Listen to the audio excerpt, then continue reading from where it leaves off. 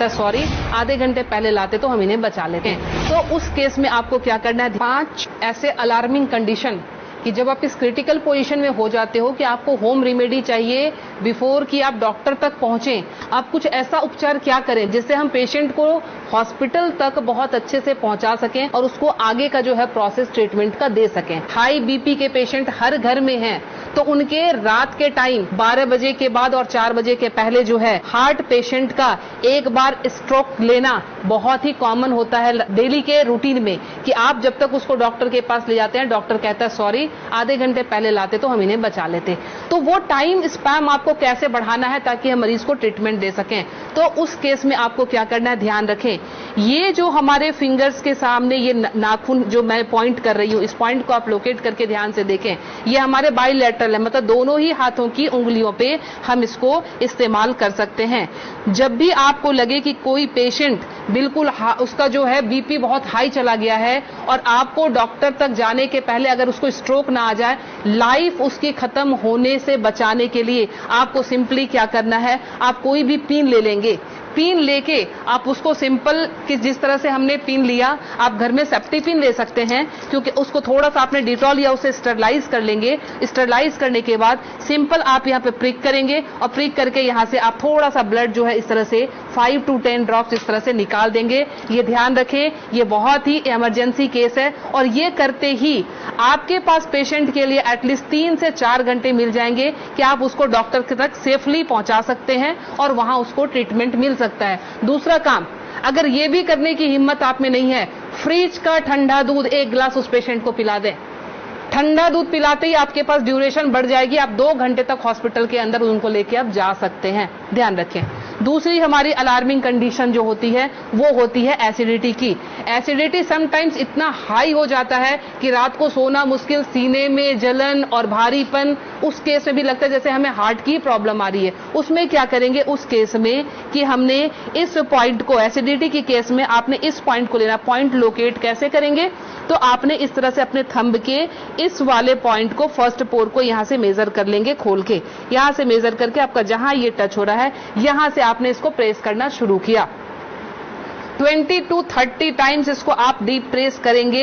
Acidity बन रही है या फिर सरदर्द हो रहा है एक्सट्रीम पोजीशन पे, आपको उस समय वो रिलैक्स देना शुरू कर देगा, क्योंकि जब जलन होती है आपके बब्स निकलते नहीं है, इसीलिए वो यहाँ पे अटैक कर रहा होता है, जिससे पेन आना शुरू हो जाता है। तो आपको क्या करना है, इसको प्रेस करेंगे, आपको रिलैक्सेशन होना शुरू हो जाएगा। तीसरी चीज, हमारे मोशन सिकनेस या हम ट्रैवल कर रहे हैं तो हमें वॉमिटिंग आती है, या जनरल केस में भी अगर वॉमिटिंग आती है या नॉजिया रहती है, वॉमिटिंग टेंडेंसी, वॉमिटिंग आ नहीं रही है बट ऐसा लगता है कि वॉमिटिंग आएगी, इस केस को हम कैसे हैंडल करेंगे। आप अपने ये रिस्ट के क्रीज ले लें, ये रिस्ट के क्रीज आपको दिख रहे हैं, इस क्रीज से, ये जो क्रीज हमारी बनी हुई है, इस क्रीज से अपने ही फिंगर को रखना है, ध्यान रखना है, अपने फिंगर के 2 फिंगर को रखना है। इसके बाद ये पॉइंट जहां पे आता है इसको आप लोकेट करेंगे और ध्यान से देखें, यहाँ पे 2 आर्टरी आ रही होती है, आप जब फील करेंगे 2 आर्टरी के बीच में, ये यहाँ पे आपको इस पॉइंट को अब दबाना शुरू कर देना है। अगर आप इसको तेज दबाएंगे, इमीडिएटली आपके वॉमिटिंग टेंडेंसी जो है वो वहीं स्टॉप हो जाएगी और ये आपके मोशन सिकनेस में भी काम करेगा। कहीं आप ट्रैवलिंग में जा रहे हैं तो वहां ये काम करेगा। अब मोशन सिकनेस को रोकने के लिए घरेलू उपाय क्या करें। पुराने जमाने में ध्यान है आपको 10 पैसे के और 5 पैसे के सिक्के मिलते थे, वो सिक्के अगर आपके पास हैं तो सिक्के को सिर्फ मुंह में रख लेना है, कुछ नहीं करना है। वो रख के, या पान के पत्ते, ध्यान रखें मैं पान खाने की बात नहीं कर रही हूँ, उसमें गुलकंद और वो सब मिलाने की, मैं सिर्फ कह रही हूँ पान के पत्ते, वो आप चबाते हुए चले जाएंगे, आपका मोशन सिकनेस जो है वो कंट्रोल हो जाएगा। तीसरी चीज जो आती है एलर्जिक अस्थमा की, मतलब एक ही आपको स्ट्रोक आया और आपके जो है बिल्कुल सांसें फूलनी शुरू हो गई, सांस नहीं आ रही है, हेवीनेस आ रही है, उस केस में आप क्या करेंगे, अपने नाक को खोलने के लिए, ताकि ब्रीदिंग आपकी एकाएक स्टार्ट हो जाए, आप अपने हाथ को लेंगे और इस तरह से नाक को सटाएंगे। नाक की टिप जो है हाथ के जिस पार्ट को टच कर रही है उसको दबाना शुरू करेंगे और ये बहुत पेनफुल होता है, ध्यान रखें। आप अपने आप भी इसको दबा नहीं पाएंगे, बहुत ज्यादा पेन होता है। हमने पेशेंट को ऐसे किया, ये टिप जहां पे आया और ये 90% पेशेंट को ये पेनफुल वैसे भी होता है। आप उठा लीजिए, अब ये यहाँ पे इनका टच हुआ था, ये जब हम दबाएंगे 90% पेशेंट को वैसे भी, क्योंकि हल्के हल्के एलर्जी की प्रॉब्लम इन दिनों महामारी के बाद लंग्स सबके वीक हुए हैं, तो सबके जो है ये प्रॉब्लम रहती ही रहती है।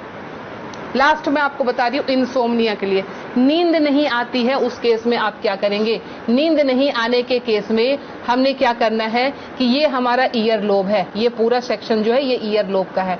रात को आप क्रीम या तेल लेकर इस सेक्शन की इस तरह से हल्के हल्के हाथों की मसाज देंगे। ये हल्के हल्के हाथों की मसाज देंगे, इससे आपको नींद आनी अच्छी शुरू हो जाएगी। साथ में और क्या इंक्लूड करें, हमारा जो टॉप ऑफ द हेड है, बिल्कुल सर का ऊपरी सिरा, यहाँ पे आप टैपिंग करेंगे। टैपिंग करने का मतलब हल्का हल्का आप इसको ठोकते जाएं, ये इसको वाइब्रेट करें। वाइब्रेट करने का मतलब आप यहाँ से जो है एनर्जी हमारे जा रही है नीचे, क्योंकि आपको पता है ये माउंटेन बना हुआ है, यहाँ से एनर्जी का फ्लो शुरू होता है, तो ये एनर्जी जो है पूरी जगह जाएगी और आपको बिल्कुल काम कर देगी, शांत कर देगी। तो ये 5 अलार्मिंग पॉइंट्स आपको हमेशा के लिए याद रखना है।